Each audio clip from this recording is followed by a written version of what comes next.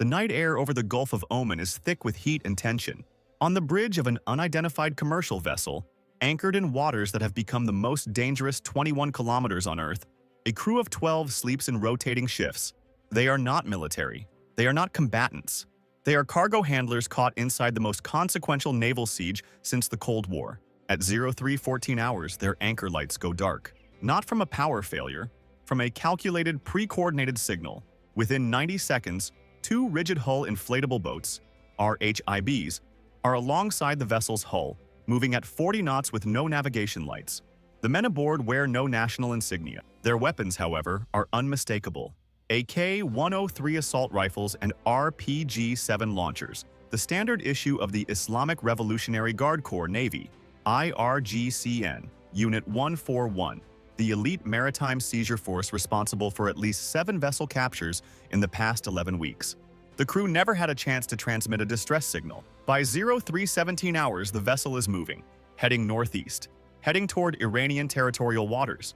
The United Kingdom Maritime Trade Operations Center, UKMTO, will not log the alert until 04:12. By then, the ship is already 50 kilometers inside the contested zone that Tehran now calls the Persian Gulf Strait Authority Control Area, a unilateral maritime jurisdiction the rest of the world refuses to recognize, and the most brazen assertion of naval sovereignty since the Soviet Union blockaded Berlin. This is not a random act of piracy. This is the opening move of a chess game being played with oil tankers, nuclear-armed navies, and the energy supply of an entire planet. To understand what happened in those pre-dawn waters, you have to understand what the Strait of Hormuz has become. Since February 28, 2026, the day the United States and Israel launched Operation Epic Fury, a joint air campaign that killed Supreme Leader Ali Khamenei, dismantled Iran's nuclear infrastructure, and, in doing so, unleashed a fury that no Pentagon wargame had fully predicted. Iran's response was not conventional. It was architectural. Within 72 hours of the first American bomb falling on Fordo, the IRGCN activated Doctrine Zulfikar, a maritime denial strategy years in development, never before fully executed. The Strait of Hormuz, at its narrowest point just 21 nautical miles wide, is split between Iranian and Omani territorial waters. Under international maritime law, it is an international transit passage. Under Doctrine Zulfikar, it became Iranian sovereign territory, enforced at gunpoint. Iranian mine-laying vessels deployed an estimated 200 to 300 moored contact mines in the shipping lanes during the first week of March. U.S. Navy, EOD, explosive ordnance disposal, teams in MH-60S Seahawks worked around the clock to neutralize them, but Iran kept reseeding the lanes faster than the Navy could clear them. Simultaneously, the IRGCN deployed fast attack craft, PACAP-3 and Siraj-1 class speedboats, in swarm formations of 12 to 20 vessels, designed to overwhelm the close-in weapon systems of larger warships through sheer numbers and unpredictable vectors. But the most dangerous element was not on the surface. Beneath the green-blue waters of the Persian Gulf, Iran had repositioned its Kilo-class submarines and its domestically built Fateh-class coastal submarines to patrol depth ranges between 80 and 120 meters, the exact layer where the thermocline disrupts active sonar performance. USP-8 Poseidon Maritime Patrol aircraft were flying continuous sorties out of Al Udeid Air Base in Qatar, dropping sonobuoy fields that stretched from Bandar Abbas to the Musandam Peninsula. But Iran's submarine commanders had trained for exactly this environment, using the acoustic noise of tanker traffic, or what remained of it, to mask their propulsion signatures. The trap was set on multiple layers: surface, subsurface, air, and electronic. And into this trap, every day, the U.S. Navy had to sail. By mid-April 2026, the strategic situation had created a paradox unlike anything in modern naval history: a dual blockade. Iran was blockading the Strait of Hormuz, preventing approximately 21 million barrels of oil per day from reaching global markets. The U.S. Navy was simultaneously blockading Iranian ports, preventing Iran from exporting its own oil, the lifeline of its wartime economy. Two of the world's most powerful military forces were strangling each other's economic jugular simultaneously. At the center of this standoff sat the USS Gerald R. Ford Carrier Strike Group, operating from a position 180 nautical miles southeast of the strait in the Gulf of Oman.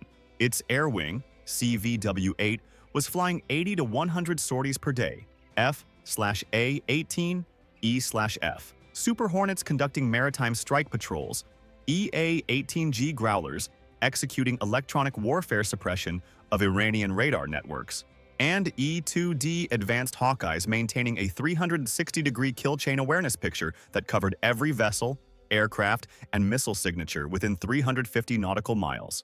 Supporting the Ford was the USS Dwight D. Eisenhower, repositioned from the Red Sea Theater, and the French nuclear carrier Charles de Gaulle, operating under NATO Article 5 provisions triggered when Iranian drone strikes hit a French-flagged LNG tanker in late March, killing 3 crew members. On paper, the US-led coalition had overwhelming firepower, but firepower cannot reopen a strait, not without a political cost that Washington was not yet prepared to pay. Because Iran had turned the Strait of Hormuz into a hostage, and the hostage was the global economy. A new U.S. intelligence assessment, cited by the New York Times, revealed that despite weeks of American and Israeli bombardment, Iran retained operational access to 30 of its 33 missile sites along the Hormuz coastline and had preserved approximately 70% of its pre-war missile stockpile. Those sites were armed with Noor anti-ship missiles, an Iranian copy of the Chinese C-802, with a range of 170 kilometers, enough to reach any vessel transiting the strait from hardened coastal batteries that U.S. strike aircraft had failed to fully suppress. U.S. Admiral Brad Cooper, the top CENTCOM maritime commander, testified to Congress on May 15th that the U.S. Navy had the capability to permanently reopen the strait, but he deferred, in unusually candid language, to policymakers and sensitive negotiations. Translation: the military could win the battle. No one was sure who would win the war. At exactly 1100 hours, local time on May 14, 2026, U.S. President Donald Trump's motorcade arrived at the Great Hall of the People in Beijing. The timing was not coincidental. 12,000 kilometers away, in the waters of the Persian Gulf, Iranian naval forces had just begun allowing a convoy of Chinese-flagged chemical tankers to transit the Strait of Hormuz under new IRGCN escort protocols. It was the first authorized passage of Chinese vessels through the strait in 11 weeks. A diplomatic signal wrapped in a tanker convoy. China receives approximately one-third of its oil through the Strait of Hormuz. The closure of the strait had not only spiked global energy prices, Brent crude briefly touched $180 per barrel in March. It had begun to cause genuine economic distress in Chinese industrial provinces, where manufacturing output dependent on Persian Gulf petrochemicals had contracted by an estimated 11%. Iran was signaling something to Beijing, and Beijing was listening. In the Oval Office readout from the Trump-Xi summit, both sides issued a rare joint statement. The Strait of Hormuz must remain open to support the free flow of energy. U.S. Treasury Secretary Scott Bessent, speaking from Beijing, stated flatly that China would do what it can to pressure Tehran into reopening the waterway, arguing that a closed strait meant declining Chinese exports as global customers could no longer afford to buy. But here is the intelligence detail that the White House statement carefully omitted. According to the Institute for the Study of War, Iran's Artesh, its conventional armed forces, separate from the IRGCN, had publicly declared that U.S. Navy warships transiting toward Manama, Bahrain, home of the U.S. Fifth Fleet, would no longer be permitted passage through the strait. The IRGCN had already demonstrated the will to back this up. Just last week, U.S. forces had fired on and disabled Iranian oil tankers, attempting to breach the U.S. naval blockade of Iranian ports. Iran had responded by seizing the tanker Ocean Koi in the Gulf of Oman, claiming it was linked to the American Shadow Fleet sanctions list. The message from Tehran to Washington and to Beijing, and to every shipping executive on Earth, was crystalline. The Strait of Hormuz is Iranian sovereign territory. Pay our price, or anchor your ships and watch your economy bleed. U.S. Secretary of State Marco Rubio called it leverage. The Institute for the Study of War called it a new Iranian doctrine. Iranian Senior Vice President Mohammad Reza Aref called it something simpler. It has always been our property. Let us return to that ship in the dark. Because what happened next, in the hours after the UKMTO alert, reveals exactly how close the world came to a direct U.S.-Iranian kinetic exchange on May 15, 2026. 0412 hours. UKMTO broadcasts a maritime security alert. The vessel, later identified by intelligence sources as a Marshall Islands-flagged bulk carrier with connections to a UAE-based logistics company, is now confirmed inside Iranian-controlled waters. UKMTO advises all vessels in the area to report suspicious activity and maintain heightened watch. 0428 hours. The Tactical Operations Center aboard the USS Arleigh Burke, DDG-51, operating as the forward screen for the Ford Strike Group, receives the alert through the Link 16 Tactical Data Network. The on-watch officer immediately queries the vessel's AIS transponder. It has been disabled. Standard IRGCN procedure. The ship is now a ghost. 0441 hours. An MQ-9BC Guardian Maritime Patrol drone operating at 40,000 feet above the Gulf of Oman slews its electro-optical and infrared sensor package toward the reported coordinates. The image that comes back to the Ford's Combat Information Center is unambiguous.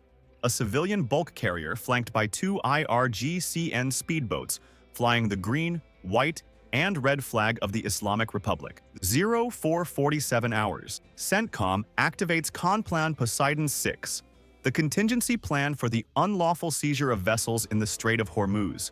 A 40-man element from SEAL Team 8, pre-positioned aboard the assault ship USS Arlington in the Gulf of Oman, begins immediate mission planning. But the authorization matrix for a vessel recovery operation requires National Command Authority approval. The President of the United States is currently sitting across a mahogany table from Xi Jinping in Beijing, discussing the very crisis now unfolding. 0503 hours. The vessel crosses the 12 nautical mile line into undisputed Iranian territorial waters. Under international law, the window for intervention without triggering a direct act of war against Iran has just closed. The SEAL element stands down. 0511 hours. An Iranian state media broadcast, originating from IRNA, announces that naval forces have secured a vessel linked to entities attempting to disrupt Iranian oil exports and undermine the Islamic Republic's sovereign rights.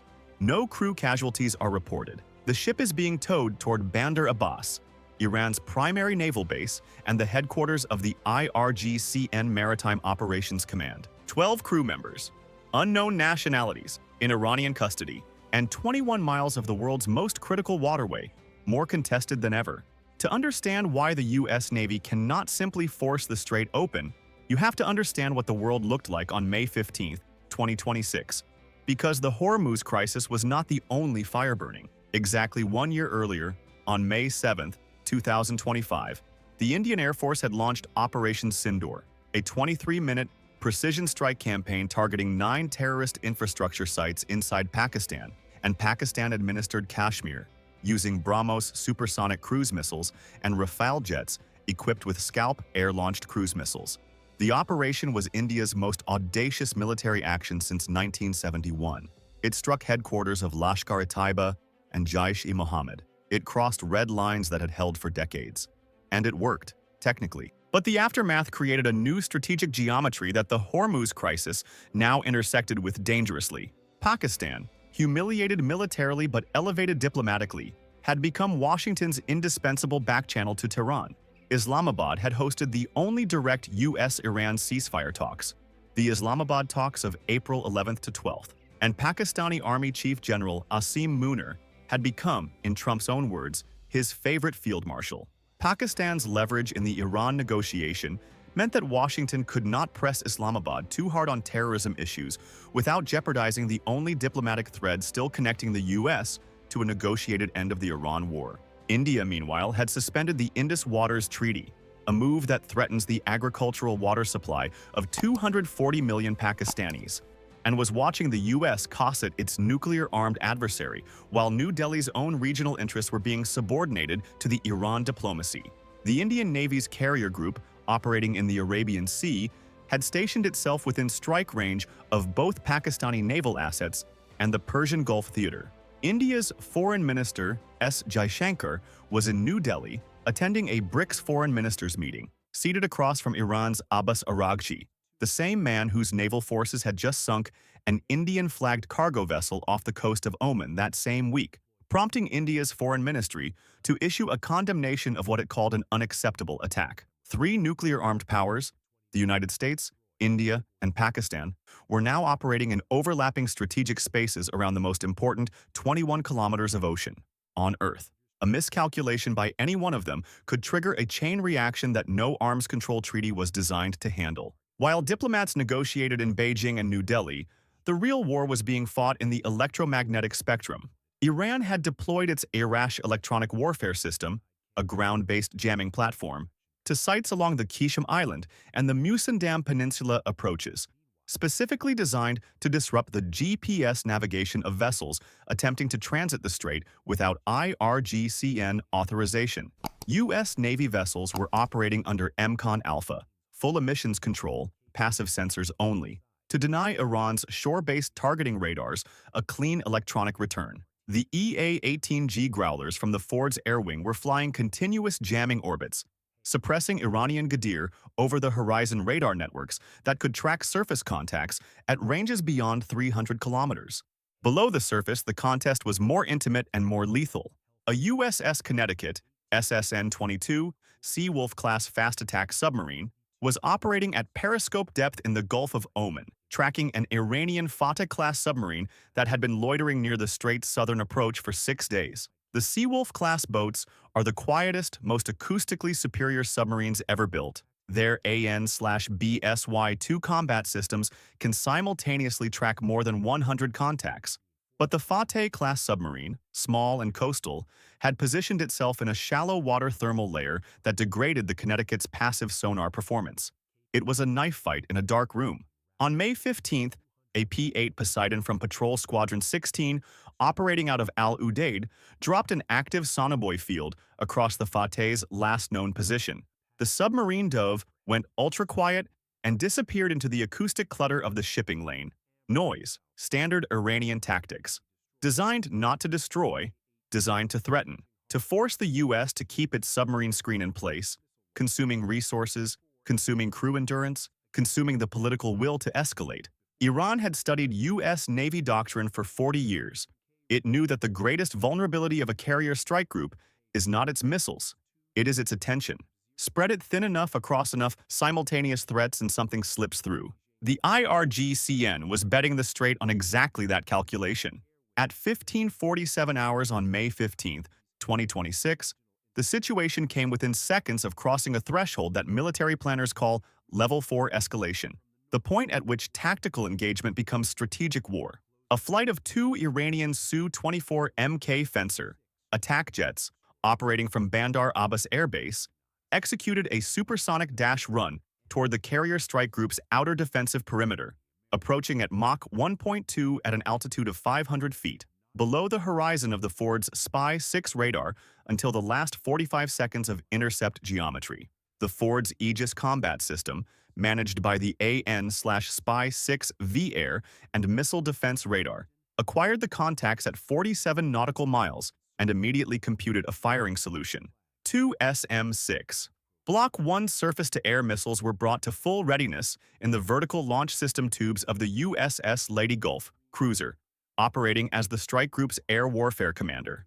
The rules of engagement at that moment were clear. Any aircraft that crossed within 12 nautical miles of the carrier without positive identification and a declared emergency was to be considered a hostile threat and could be engaged. The Fencers were at 14 nautical miles and closing at 1,400 kilometers per hour. 11 seconds from the engagement threshold, the Iranian pilots broke hard left, executed a maximum G-pull, and turned back toward Bandar Abbas. It was a probe, a calibration, a measurement of American response time and rules of engagement boundaries. The Aegis operator logged the event as a provocation/no-fire incident. It was the 23rd such incident in 11 weeks. In the Combat Information Center of the USS Ford, the watch officer noted the time, updated the threat board, and reached for a cold cup of coffee. Around him, 27 other sailors continued to manage 340 active tracks across air, surface, and subsurface domains. No one spoke. The drumbeat of crisis had become their normal. That is perhaps the most chilling fact of all. As of this recording, the Strait of Hormuz remains effectively closed to all vessels not specifically cleared by Iranian authorities. The fragile ceasefire that paused U.S.-Iranian air operations on May 5th has held, barely. Peace talks have stalled, with Iran demanding U.S. reparations and formal recognition of Iranian sovereignty over the strait as preconditions for any negotiated settlement. The White House has rejected both conditions as non-starters. The energy shock has been catastrophic. Global oil prices remain 60% above pre-war levels. European LNG supplies, 12 to 14% of which normally transit the strait from Qatar, are at critical reserve levels heading into next winter. Fertilizer markets, dependent on Gulf exports that typically account for 30% of globally traded urea, have spiked in price by 85%, threatening food security in import-dependent nations from sub-Saharan Africa to Southeast Asia. China is receiving special passage treatment for its vessels, a geopolitical concession from Tehran that signals how effectively Iran is using the strait to fracture the international coalition opposing it. If Beijing can buy its oil while Europe cannot, the strategic math of who pressures whom to end the war shifts dramatically. And beneath all of it, beneath the diplomatic statements, the naval maneuvers, the drone strikes, and the seized tankers, sits a truth that every admiral, every intelligence analyst, and every energy trader on Earth understands. The Strait of Hormuz is 21 kilometers wide. Iran controls 10.5 of them, and it has already demonstrated the will to use that geometry as a weapon. The U.S. Navy has the firepower to open the strait by force. The question that haunts every war game, every scenario brief, every 3 a.m. decision in the White House Situation Room is what happens the morning after. Because Iran still has 70% of its missile stockpile, it still has its submarines, it still has its fast attack boat swarms, and it has something more dangerous than any weapon system in its inventory. A doctrine that says losing the strait means losing everything, which means it will pay any price to keep it. You are watching the first true energy war of the 21st century, fought not over territory, but over the 21 kilometers of water through which the global economy breathes. What would you do if you were the American admiral? Comment 1. If you believe the U.S. Navy should force the strait open regardless of consequences. Comment 2. If diplomacy, however painful, is the only viable path. Because the next hour in the Persian Gulf may already be different from what you just watched. Stay sharp, stay informed, and never forget, the rules of the global energy order are written by those who control the water, and those who have the will and the technology to take it back.